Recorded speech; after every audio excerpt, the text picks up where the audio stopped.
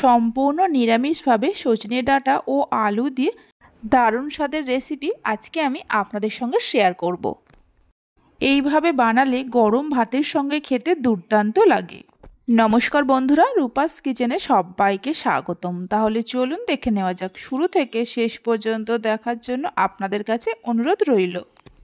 এখানে আমি 300 গ্রামের মতো সজনের ডাঁটা নিয়ে এরকম করে কেটে ভালো করে ধুয়ে নিয়েছি। আর একটা মিডিয়াম সাইজের আলু এইরকম লম্বা করে কেটে নিয়েছি। এবার একটা মশলা তৈরি করে নেব। তার জন্য মিক্সির জারের মধ্যে দিয়ে দেব 4 চামচের মতো পোস্ত আর 2 চামচের মতো সর্ষে।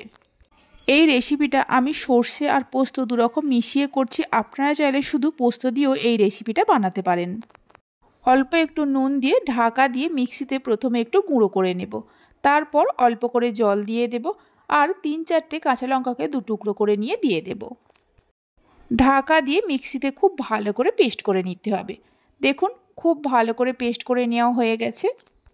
এবার রান্নাটা শুরু করব। তার জন্য গ্যাসের উপরে একটা কড়া বসিয়ে কড়ার মধ্যে দিয়ে দেব 2 চামচের মতো সর্ষের তেল। তেল গরম হওয়ার পর দিয়ে দেব অল্প করে কালো জিরে আর 2টো গোটা শুকনো লঙ্কা। ফোড়নটাকে হালকা করে ভেজে নেব। ফোড়নে থেকে সুন্দর গন্ধ বেরোতে শুরু করলে কেটে রাখা আলু দিয়ে দেব। আলু দেওয়ার পর গ্যাসের ফ্লেমটা হাইতে রেখে হালকা করে আলু ভেজে নেব।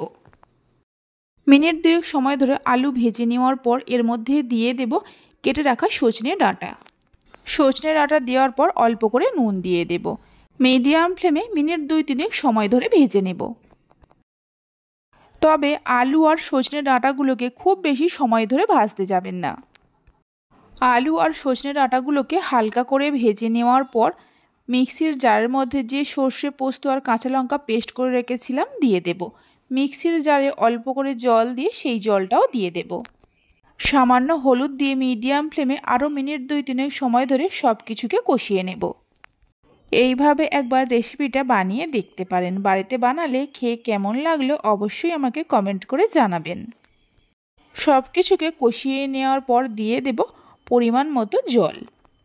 স্বাদ মতো নুন দিয়ে দেব। সর্ষে পোস্ত বাটার সময় নুন দিয়েছিলাম আর ডাঁটা আলু ভাজার সময় অল্প করে নুন দিয়েছিলাম, তাই নুনটা বুঝে দিতে হবে। 2টো চেরা কাঁচা লঙ্কা দিয়ে দেব। সব কিছুকে ভালো করে মিশিয়ে নেওয়ার পর ঝোলটা যখন ফুটতে শুরু করবে গ্যাসের ফ্লেমটা লো টু মিডিয়ামে করে ঢাকা দিয়ে কিছুক্ষণ রান্না করে নেব। প্রায় 7-8 মিনিট সময় ধরে রান্না করে নেওয়ার পর ঢাকা খুলে একটু নাড়াচাড়া করে নেব আর দেখে নেব আলু আর ডাঁটা সেদ্ধ হয়েছে কিনা। দেখুন আলু আর ডাঁটা খুব সুন্দরভাবে সেদ্ধ হয়ে গেছে। রেসিপি ভালো লেগে থাকলে অবশ্যই একটা লাইক করবেন, বন্ধুদের সঙ্গে শেয়ার করবেন। ভালো লাগলে চ্যানেলটি সাবস্ক্রাইব করে পাশে থাকা বেল আইকনটি প্রেস করবেন নতুন রেসিপির আপডেট পাওয়ার জন্য।